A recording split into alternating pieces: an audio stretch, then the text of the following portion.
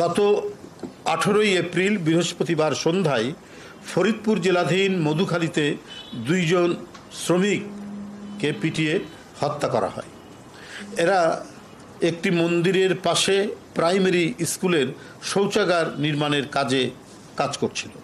দুজনেই আপন ভাই। এই মর্মস্পর্শী নির্মমতা আর কতদিন চলবে, আর কত হবে? এবং দুইজনই কিন্তু কিশোর,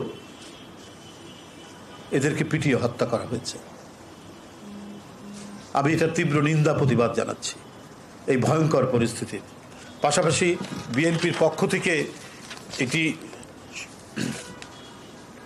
নিরপেক্ষ এবং সুষ্ঠু তদন্তের জন্য একটি তদন্ত কমিটি করা হয়েছে। বিএনপির ভাইস চেয়ারম্যান অ্যাডভোকেট নিতাই রায় চৌধুরীকে আহ্বায়ক করে একটি কমিটি গঠন করা হয়েছে। এই কমিটির অন্যান্য সদস্যরা হলেন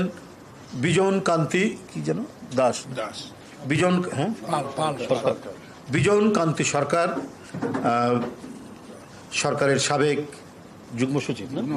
যুগ্ম সচিব আর বিএনপি চেয়ারপারসনের উপদেষ্টা কাউন্সিলের সদস্য বিজন কান্তি সরকার সদস্য রয়েছেন ব্যারিস্টার রুহুল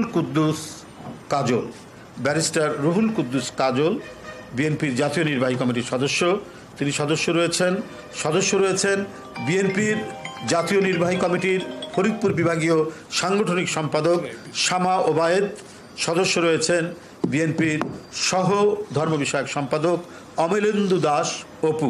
অমলেন্দু দাস অপু। বন্ধুরা,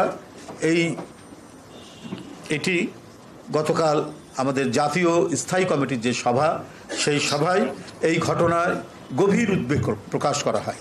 গতকাল জাতীয় স্থায়ী কমিটির সভায় এই মর্মস্পর্শী ঘটনার এই নির্মম হত্যাকাণ্ডের গভীর উদ্বেগ প্রকাশ করা হয় এবং উদ্বেগ প্রকাশ করে এটি সুষ্ঠু এবং নিরপেক্ষ তদন্তের জন্য একটি কমিটি গঠনের সিদ্ধান্ত হয়, যা আপনাদের সামনে আমি এখানে উপস্থাপন করলাম। আপনাদের সকলকে ধন্যবাদ। খোদা হাফেজ।